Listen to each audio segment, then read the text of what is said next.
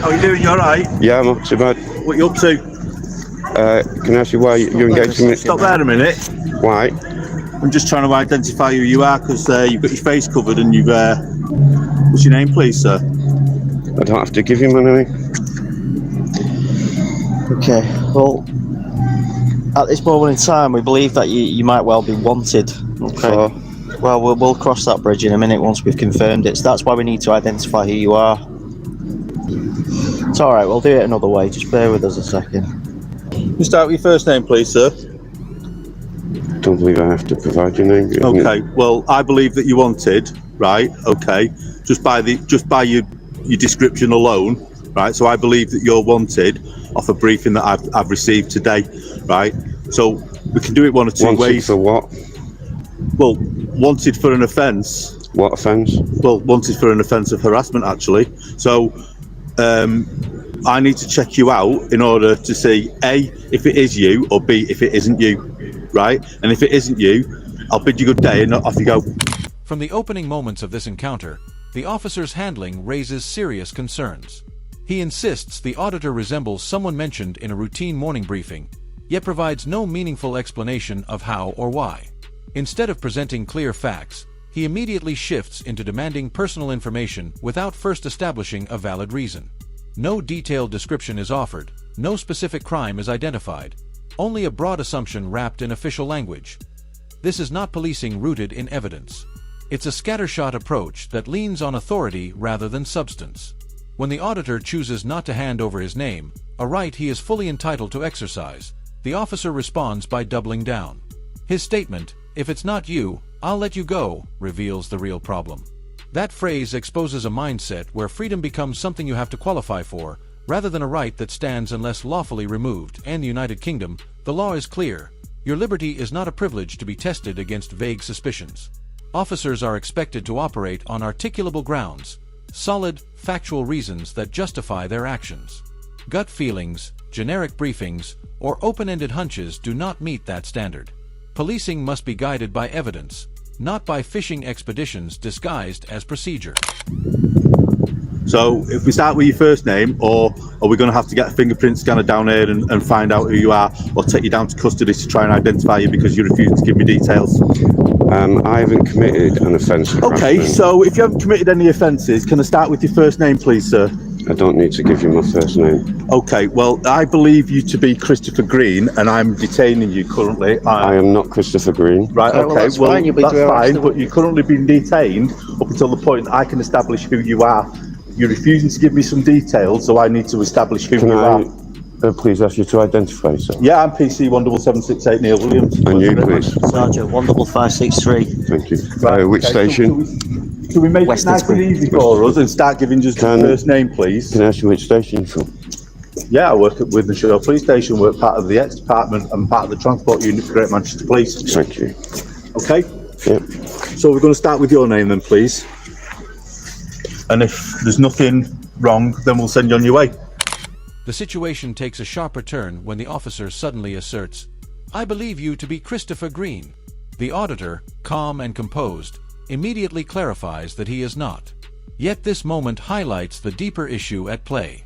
It is less about accurately identifying a wanted suspect and far more about exerting control in a situation where the officer feels his authority is being questioned. To no point had the auditor acted suspiciously.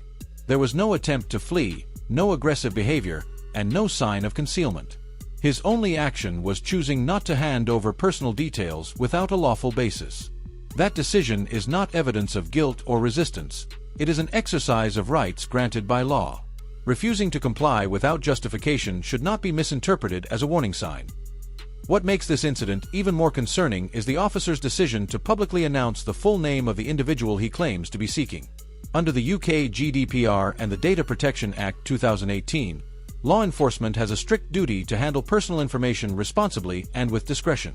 Broadcasting a suspect's name in a public setting is not only unnecessary but also carries serious legal and ethical risks. If the name Christopher Green has no connection to the auditor, then two reputations are placed in jeopardy. The auditor risks being wrongfully linked to a crime, while the real individual, if they exist at all, could suffer defamation and stigma without due process. This careless approach undermines both public trust and the integrity of lawful policing. It's not Christopher Green. Okay. 100 Alpha. And what is your name, please? And have you got any anything to identify yourself? I don't believe I have to answer these questions. Right. You don't believe that you have to? Right. Okay. Right. Okay. Well, I believe you to be wanted. Right. So make it easy for us. Give us your details, identify yourself, show me some identification. I don't believe I have to identify myself. Well, you do. We could arrest you, take you to custody and put you on a live scan machine. There's a necessity, if you're not giving your name and address, for us to verify who you are if we believe you to be wanted from the information we've got.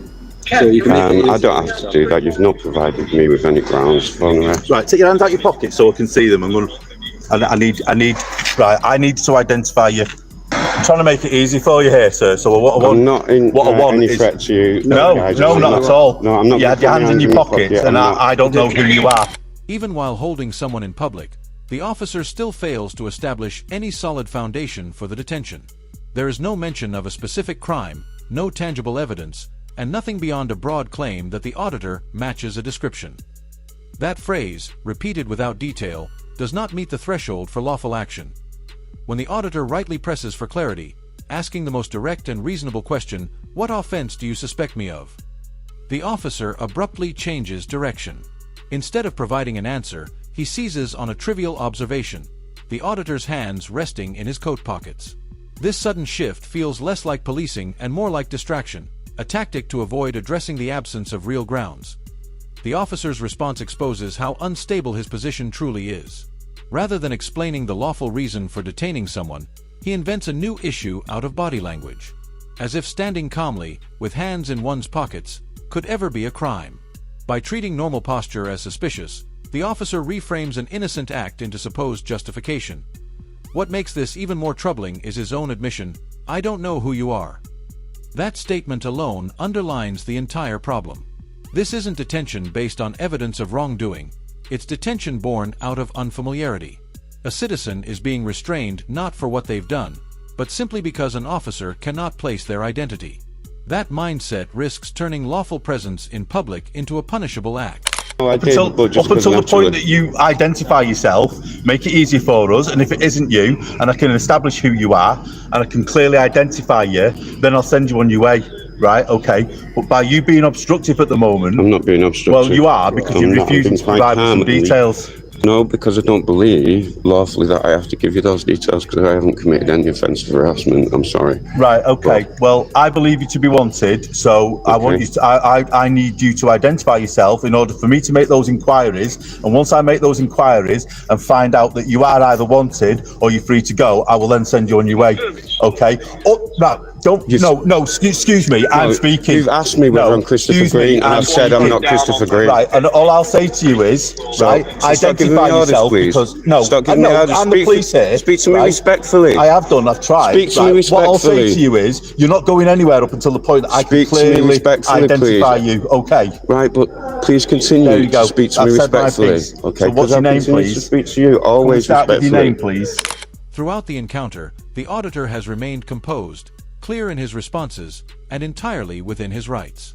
He calmly asserts the basic principle that not committing a crime means he is under no obligation to provide identification without lawful grounds. His approach has been measured, respectful, and rooted in legal rights. Yet instead of matching that professionalism, the officer loses his composure in a striking way. He suddenly shouts, "No, I'm the police here," as though raising his voice and repeating his authority somehow transforms questionable conduct into lawful action. The volume doesn't add legitimacy, it exposes the weakness of his position. That outburst tells us more than the words themselves. It reveals an officer not in control of the law, or even of his own emotions. Rather than leaning on facts, procedure, or legal justification, he resorts to volume and force of tone. This isn't the behavior of someone enforcing the law with confidence. It's the behavior of someone rattled by resistance he cannot legally override. When authority figures reach that point, aggression often becomes the fallback. Shouting and projecting force is a tactic designed to intimidate rather than resolve. It shifts the balance from lawful engagement to psychological pressure, where the goal is no longer justice but compliance. Instead of seeking clarity, The officer is attempting to frighten the auditor into submission, and that dynamic erodes the very trust policing is supposed to uphold.